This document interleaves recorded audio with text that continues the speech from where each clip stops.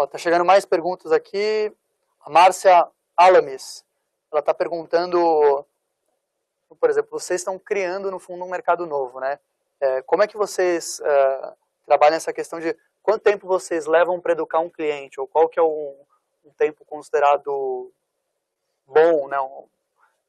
Justificável para você continuar investindo no seu negócio ou naquele cliente? Como é que vocês enxergam isso? Isso é bastante comum em empresas de tecnologia, porque em geral já é uma proposta de valor inovadora, né? Que não tem alguém que está fazendo ali, né? Uhum. E fica mais ainda evidente a necessidade de você fazer conteúdo, porque evangelizar e educar o mercado, criar demanda, gastando sola de sapato é muito caro. Eu fiz isso na minha empresa anterior e a conta lá era bem complicada de fechar. Então, para dar um exemplo do nosso caso, hoje, na média, o nosso cliente que fecha, ele gasta 120 dias sendo nutrido pelo marketing antes dele fechar, na média. Então, quer dizer que tem gente que tem mais de ano que está sendo trabalhado pelo marketing, tem gente que fecha um pouco mais rápido. Mas se eu não fizesse esse trabalho online de evangelização, estaria jogando fora 90% dos clientes. Então, eu acho que é muito fundamental, principalmente quando você está atuando no mercado que não existe uma demanda muito clara ainda. Nos outros mercados, que tem uma demanda clara, eu acho que é um fator de diferenciação, que pode te dar canais diferentes, pode fazer você ter uma proposta até de preço diferente, porque você é autoridade. Mas, de qualquer forma, ele sempre joga a favor da aquisição. Certo. E aí, pegando esse gancho já para a gente pular para a nossa próxima etapa. Você falou que você, durante 1 ano e meio, na RD, vocês ficaram ali gerando leads, vocês chegaram a ter 10 mil no final desse período, né? Como é que funciona a partir do momento que a pessoa começou a consumir seu conteúdo, mostrou interesse, como é que você faz? O termo que se usa é nutrir, né? Explica para o pessoal que está assistindo a gente o que significa isso, como é que funciona a partir do momento que o cliente entra na tua rede, né? Ainda do lado do marketing ali. Tá. Basicamente, você tem, na cabeça do comprador, ele passa em geral, por 4 fases, né? Ele tem uma fase que o pessoal chama de aprendizado ou descoberta, que está basicamente explorando o tema ainda. E tem uma fase que ele identifica um problema ou uma oportunidade. Tem uma fase que ele tenta avaliar possíveis soluções para aquele problema. E uma que ele, de fato, avalia e faz uma compra, né? Assume um compromisso. Vocês conseguem pegar isso a partir dessa... Dá para medir pela ferramenta? Toda ideia dá para medir, mas toda ideia, independente de ferramenta, toda ideia é você fazer com que ele avance, né, no tempo dele nessas quatro etapas. Então, toda a parte de nutrição de marketing, automação de marketing, que tem ficado muito em voga, o que é? Nada mais é fazer de uma forma automatizada, de uma forma escalável, o trabalho que um bom vendedor faz. Um bom vendedor, ele planta um problema na cabeça do cliente, ele ajuda o cliente a avaliar alternativas de solução, ele ajuda a fazer comparação com os concorrentes, ajuda a montar um plano de implantação. Então, isso um bom vendedor faz, seja por treinamento ou intuitivamente. O que tem acontecido muito é que o marketing está assumindo cada vez mais desse papel, principalmente para vendas num volume maior, numa escala maior. Então, esse processo de nutrição que acontece no marketing é basicamente isso, é o dar subsídios para o cliente avançando no processo. Mas ainda assim, né, meio que também jogando para o outro lado de vendas, o que o mundo hoje, o que ele dá de informação, que era diferente de 15, 20 anos atrás, para o prospect, que fez o papel do marketing mudar radicalmente, ele está fazendo com que o papel de vendas mude radicalmente também. Eu preciso de vendedor, inclusive esse é um erro que muita empresa de tecnologia assume, aí, acha que o pessoal vai comprar sozinho, vai passar o cartão de crédito lá e vai... Ou não investe nisso, né? Às vezes o empreendedor ele sozinho carrega esse piano. Exatamente, não pensa em montar uma estrutura comercial mesmo. E hoje o comprador ele tem um problema oposto, que ele tem de certa forma, um exagero de informações. Ele está meio afundado, ele está perdido. Hoje está complexo na cabeça dele. E o papel do vendedor hoje é organizar aquelas informações e a situação que ele tem especificamente e às vezes até ajudar a montar um plano em cima daquilo lá. Então o papel do vendedor está cada vez mais sendo um consultor de negócio e menos aquele cara, o pitbull lá que vai fechar, é o cara da meta e tal. Assim, porque a compra acontece de uma forma natural se o vendedor ajuda e faz esse processo aí, meio que pega na mão do cliente e faz esse processo junto com ele. E é super importante também para a maioria dos mercados, porque tem muita gente que não compra sozinho, que trava justamente nesse processo. E aí você precisa de uma estrutura de vendas que, de novo, tem que ser adequada ao perfil do cliente, ao ticket, etc. Mas uma estrutura de vendas que realmente transforma essas oportunidades que o marketing está gerando em receita, em contratos, em clientes novos. No nosso caso, né, nós vendemos um produto que não é uma dor não é uma resolução para uma dor imediata que o cliente tem. É um sonho. É uma ideia de fazer uma máquina de venda escalável e tal. Então, se o vendedor não, de certa forma, ajudar a dar um empurrãozinho no cliente, ele também dificilmente compra. Então, o papel do vendedor é super importante também, mas ele tem uma característica diferente. Não é aquele cara que até meio, no Brasil tem uma pecha meio ruim, né? O cara meio picareta, chato, o cara chato, não sei o quê. E, de novo, o inbound ajuda a abordagem desse vendedor a ser muito mais educativa, menos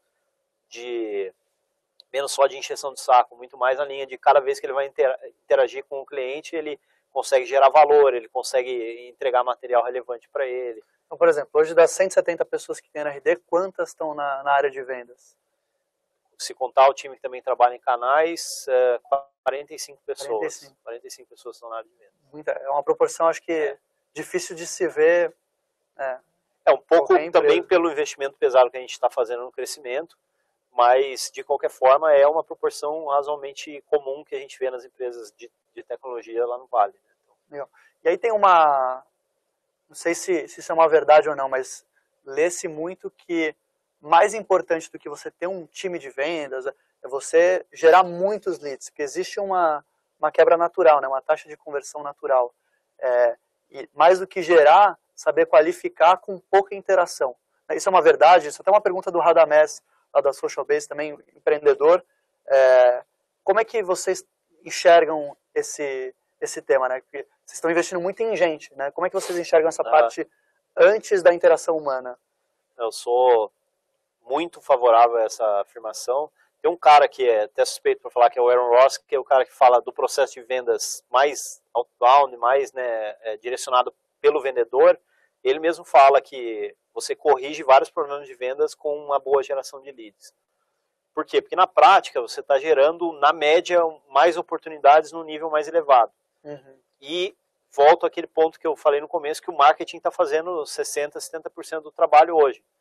Então, dependendo da situação, o vendedor ele acaba ficando muito mais um tirador de pedido ali, aquele cara para fazer aquela parte final do processo, do que, de fato, aquele que... Trabalho de convencimento. De convencimento, exatamente. Então, o trabalho e a gente vê na RD, todo o nosso histórico, todas as vezes que a gente deu uma engasgada, foi o marketing que engasgou primeiro, e a gente vê isso consistentemente nos clientes também. E como é que os empreendedores que estão assistindo conseguem... Eu acho que a coisa mais difícil é você gerar exposição, né? Você gerar leads, né? Você aparecer para o mercado. Como é que vocês ajudam os clientes, ou como é que você dá dicas para... Como é que a gente pode ensinar as pessoas que estão assistindo a gente a gerar essa presença no mundo online? Né? Como é que ele consegue ser atraente para mais gente se interessar e buscar? É muito na linha do conteúdo, você acha? Sim. Eu acho que tem que, de alguma forma, ensinar alguma coisa que está em volta do seu produto, né? Do tema do seu negócio. Só que, às vezes, o pessoal cria monstros desnecessários sobre o processo. O que a gente está fazendo aqui? A gente está batendo um papo, está gravando um vídeo aqui. Isso aqui é conteúdo rico, educativo sobre o tema, no caso do meu negócio, né? Da Endeavor também, que é formação de empreendedores. Mas qual que é o custo disso até, o custo de produção disso aqui? É muito baixo. Liga um iPhone, grava um papo ali, você tem um material que tem utilidade para várias pessoas que estão dentro daquele mercado, que estão procurando alguma coisa sobre o tema do seu negócio. Então, tem várias formas de começar o processo que não são tão custosas, mas tem que fazer o trabalho. Né? Ninguém vai fazer por você isso aí. E até pela questão da construção de autoridade, é importante que você também faça parte disso. Hoje a gente tem no mercado várias empresas que inclusive ajudam na produção de conteúdo. Terceirizam boa parte. Eu recomendo, várias vezes a gente recomenda para os nossos clientes, esses parceiros, mas esse mindset de que eu vou educar, eu vou ensinar o meu mercado, ele é super importante para todo mundo ter na cabeça. Legal. Chegou uma pergunta aqui do Gustavo Arrones, que é o empreendedor da Social Metrics, que acho que é super interessante. Eu, hoje mesmo, fazendo uma pesquisa no próprio site da RD, fui buscar, tem muito conteúdo, né? E eu fiquei até um pouco perdido, como é que eu tenho uma visão geral para bater esse papo com o Eric. E a pergunta dele é justamente nessa linha, né? Que se essa onda do marketing de conteúdo não vai fazer com que todo mundo crie conteúdos parecidos e no final ninguém consiga se posicionar, a gente não vai ter uma inundação, esse é o termo que ele usa, de conteúdo. Como é que você enxerga esse outro extremo, né? Imagina se todas as pizzarias resolvessem fazer marketing de conteúdo. Como é que você ia descobrir onde fica melhor pizza de marguerita, por exemplo? Se todo mundo fala sobre um assunto, como é que vocês enxergam isso? Essa é uma pergunta até razoavelmente comum, assim, que chega para mim. E aí, o primeiro aspecto que eu falo é assim, pô, quando as empresas não tinham site e começaram a botar site, para as primeiras empresas que colocavam um site no ar era um diferencial. Hoje você não consegue imaginar uma empresa que não tem um site mínimo, nem que seja aquele site quadradão corporativo. Então virou assim, meio que pré-requisito para todo mundo, padrão. Tem que estar fora do jogo se você não tiver. Fora do jogo se não tiver.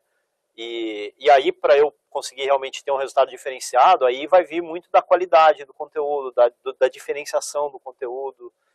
Às vezes também não é só conteúdo, às vezes eu posso dar coisas úteis que, por exemplo, ferramentas gratuitas, planilhas, a gente vê de tudo aí que os caras estão fazendo, que, pô, estão de alguma forma ajudando o potencial cliente no processo de educação, no processo de convencimento dele, e estão posicionando aquela empresa como uma autoridade no tema.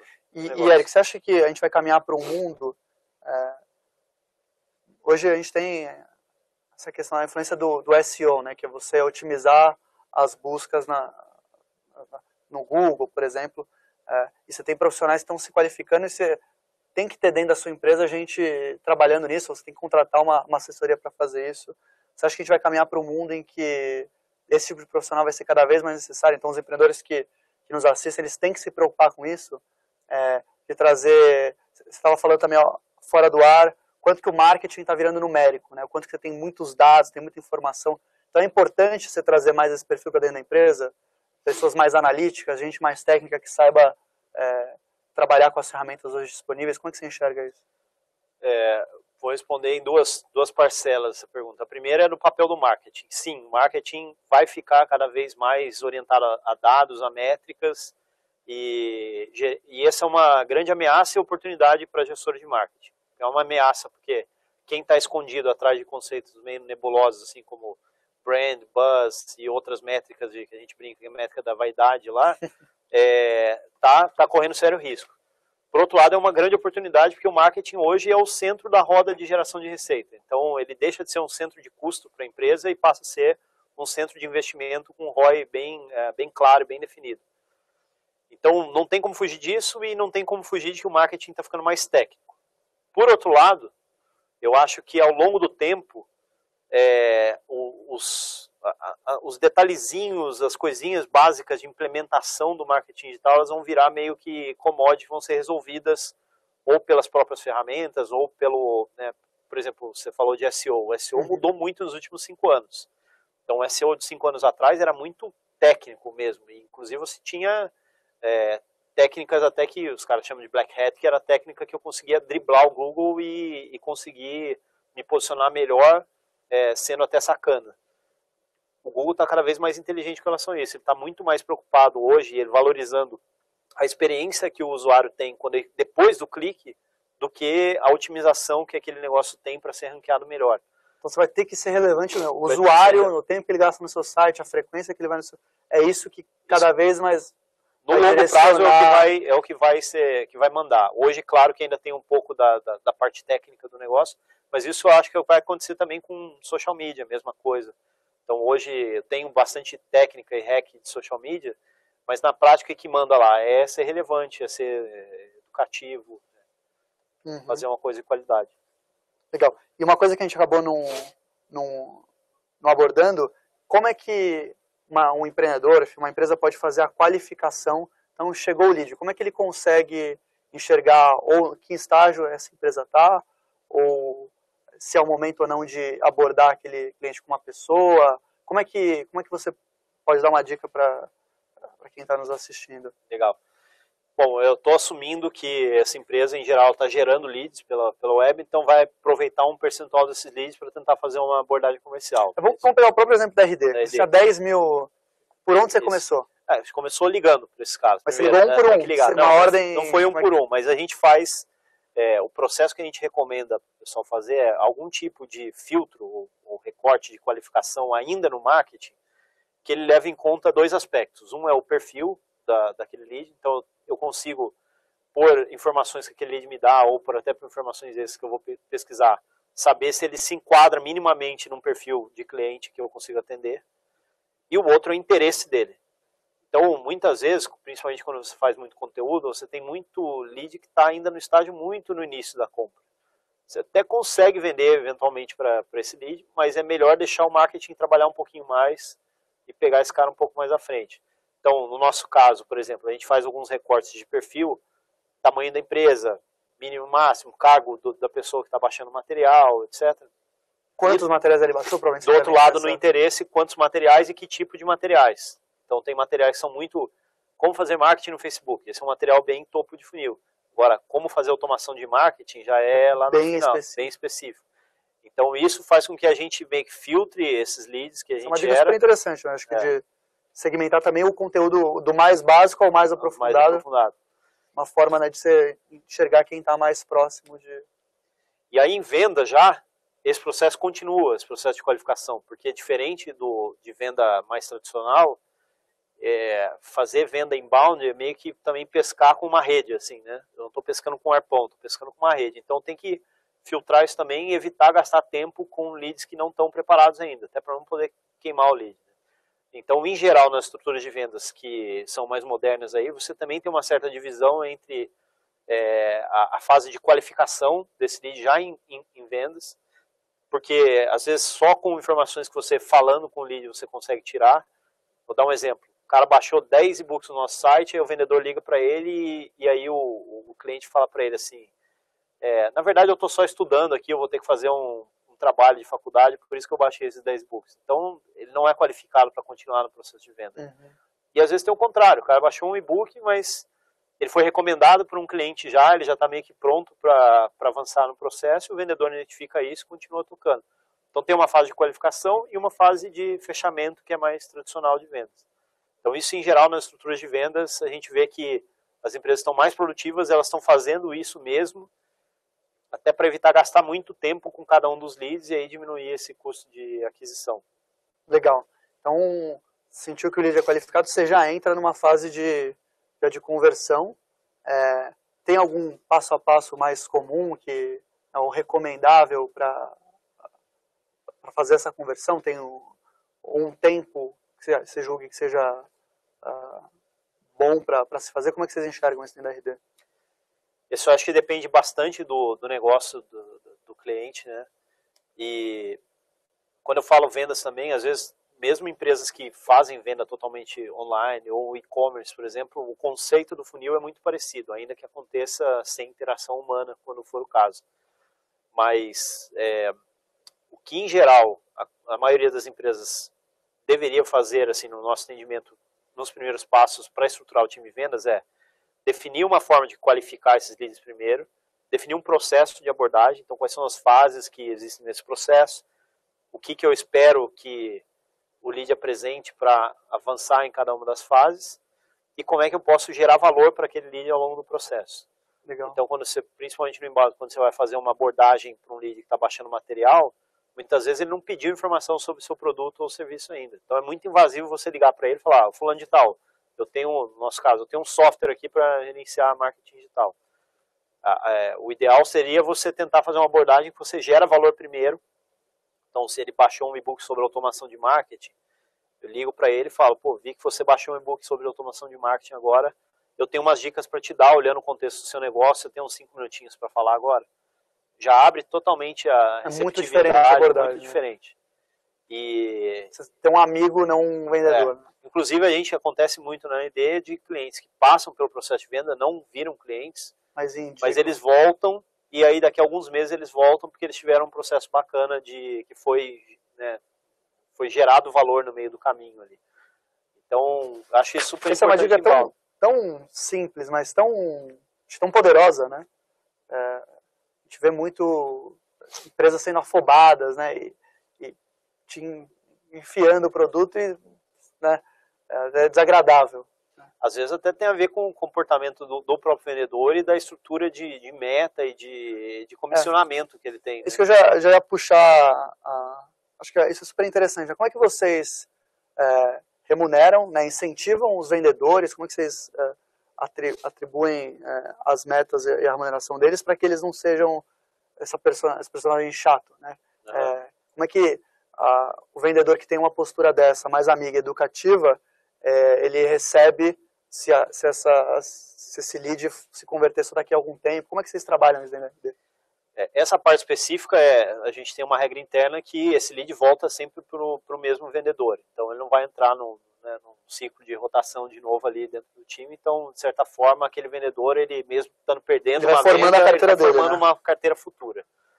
Ainda assim, eu tenho que criar um senso de urgência, porque também é muito fácil, principalmente no inbound, o vendedor ficar cozinhando e não fechar ninguém. Então, qual que é o modelo que a gente tem lá na RD? Eu tenho um modelo de salário fixo e comissionamento. Esse comissionamento é em cima de receita nova que ele traz para dentro de casa. Tem meta mensal. E a gente tenta acompanhar o índice de execução dessas metas de cada um. Só que o vendedor, ele responde também pela performance do cliente depois da venda. Então, se ele é, de certa forma, penalizado se ele coloca para dentro de casa clientes que não tinham um perfil e que vão cancelar o software, por exemplo, dentro de alguns poucos meses. Então, isso é um incentivo que a gente tenta fazer para evitar aquele comportamento, né, dos caras saírem fechando qualquer coisa e depois estourar lá do outro lado, porque a gente não consegue entregar sucesso para aquele cliente. Uhum. É uma equação bem difícil de calibrar. Mesmo lá na RD, a gente está toda hora mexendo em alguns parâmetros ali, mas é super importante ter essa visão, e até entrando já um pouquinho nesse tema, né, de Customer Success, ter a visão que a receita que o vendedor traz para dentro é só o comecinho daquele relacionamento que aquele cliente vai ter com a empresa ao longo do tempo. Mesmo em negócios que não são de receita recorrente. Só que em negócio de receita recorrente, que hoje muitos negócios estão migrando para esse tipo de modelo, é fundamental perenidade e permanência, né, do cliente. Então, se você tem uma situação que está entrando muito cliente ruim, entre aspas, que não é do perfil, eles estão saindo, para o negócio é muito ruim também. Uhum. Então, ele tem que ter um alinhamento, assim como tem um alinhamento dessa terceira fase, né, que é o sucesso do cliente, que ele use bem a ferramenta, que ele esteja gostando, né, que ele faça sentido para o... Isso. O mercado, assim, essa é uma indústria que ainda é mais nova, né? E tem se convencionado dizer aí que 80% da receita do cliente está a partir do primeiro contrato. Então, se eu tenho um modelo que eu tenho um contrato de 1 ano, de 6 meses, ou seja, eu tenho 20% da receita só desse contrato e 80% da receita deveria vir do período restante todo. Então, se eu garantir que esse cliente fica comigo, fica bem feliz, tem sucesso, e que inclusive às vezes até vai aumentando o gasto que ele tem com a minha empresa, porque ele está sendo mais bem sucedido com o tempo, eu garanto que eu tenho um retorno em cima desse investimento de aquisição que eu tive para ele. Muitas vezes até me dá a liberdade de gastar mais, de investir mais no processo de aquisição, porque eu sei que ele vale mais para mim ao longo do tempo. Você vai ter esse dinheiro entrando todo mês na empresa. E aí esse movimento de Customer Success, ele é um movimento razoavelmente novo, é novo, né? Hoje lá, essa indústria nos Estados Unidos está começando a aparecer mesmo, mas tem gente que fala assim, mas isso aí já existe, atendimento a cliente, suporte e tal. Eu entendo isso como uma postura um pouco mais proativa com relação ao sucesso do cliente. É realmente entender que, no nosso caso, se o cliente entrar e em 6 meses ele não tiver resultado concreto de receita real, de incremento, a gente vai ter problema e ele vai sair. Ele vai falar mal de você. Isso vale para qualquer empreendedor. Se você não provar que o que você entrega é útil, né, gera valor, o cliente tende a sair, né? Exatamente. E no nosso caso, de novo, no produto, que é a maioria do contexto da maioria das empresas, que trabalha com software principalmente, se você deixar à mercê do cliente, dificilmente ele vai extrair o máximo de valor que ele pode